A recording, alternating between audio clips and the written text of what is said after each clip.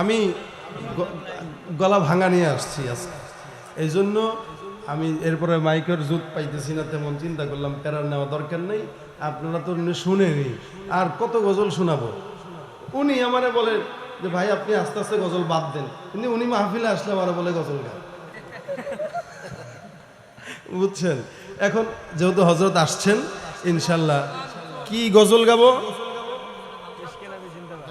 কি গাবো বলেন, কি গাবো আপনারা বলেন। এখন ঘরে ঘরে শান্তির জন্য বিবিকে সালাম দিবেন, বাবা এবং সন্তানের সাথে সম্পর্কের জন্য সালামের প্রচলন ঘটাবেন। এটা অনেক বড় একটা জিনিস, শত্রুকেও বন্ধু বানায় দেয়। সালামের প্রচলনটা শত্রুকেও বন্ধু বানায় দেয়। এই কারণে আমি নিজে সহ আপনারা সহ সবাইকে সালাম দিব ইনশাআল্লাহ।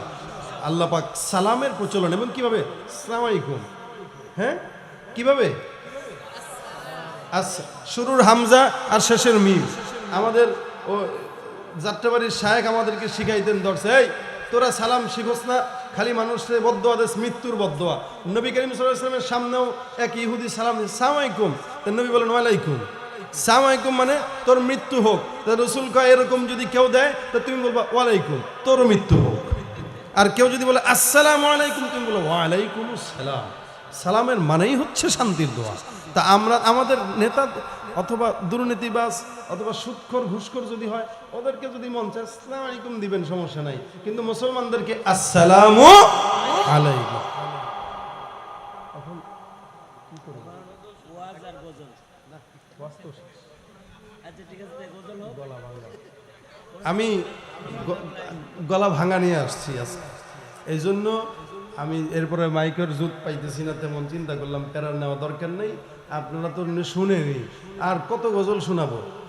উনি আমারে বলে যে ভাই আপনি আস্তে আস্তে গজল বাদ দেন, কিন্তু উনি মাহফিলে আসলে আমার বলে গজল গান,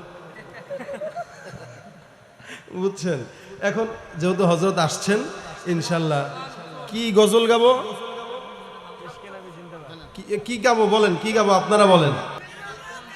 এই শোনেন, ফিলিস্তিনের যে অবস্থা চলতেছে, আল্লাহ মাফ করুক, জানি না এটা কোন যুদ্ধের দিকে আগায়, তবে এটা মনে রাখবেন ইমাম মাহাদি হয়তো আসার সময় আস্তে আস্তে ঘনায় আসতেছে। দোয়া করেন দাজ্জালি ফিতনা থেকে আল্লাহ আমাদেরকে বাঁচাক, আর আমাদের সন্তানদেরকে বা আমাদেরকেও ইমাম মাহাদির সৈন্য হিসেবে কবুল করুন। ওই মাহাদির সৈন্যরা গর্জে ওঠো, শহীদি তামান্না বুকে নিয়ে, সুফিয়ানি মতবাদ রুখতে হলে এখন থেকেই থাকো তৈরি হয়ে। আসবে মহাকাল, রুখতে হবে দাজ্জাল, পারেন, আসবে মহাকাল, রুখতে হবে দাজ্জাল। যার এক হাতে থাকবে জান্নাত, এক হাতে থাকবে জাহান্নাম। মানুষকে বলবে ডেকে ডেকে আমি তো তোমাদের খোদা মহান।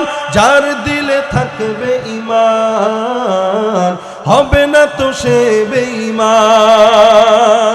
মুমিন বলবে ডেকে ঈমান নিয়ে বুকে নিশ্চিত, তুই দাজ্জাল আসবে মহাকাল, রুখতে হবে দাজ্জাল, আসবে মহাকাল, রুখতে হবে দাজ্জাল।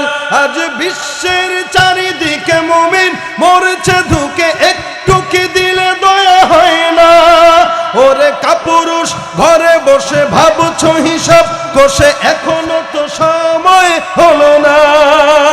মুমিনেরা হয়ে যাবে মজলুম, গাজওয়ায়ে হিন্দ ভাঙাবে ঘুম। পদে পদে আসবে মুসিবত, চারিদিকে পড়বে পাপের ধুম।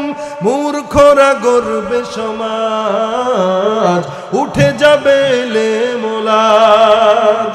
ঠিক না? সমাজের অবস্থা কি এরকম কিনা বলেন তো? আসছে কিয়ামত, রুখতে মুসিবত, হাঁকছে আযান বিলাল, আসবে মহাকাল।